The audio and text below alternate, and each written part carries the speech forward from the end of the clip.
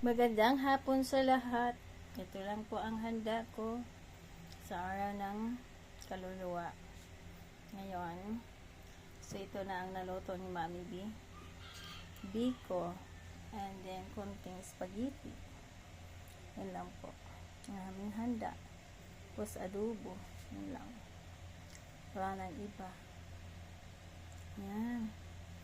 Happy Halloween sa inyong lahat.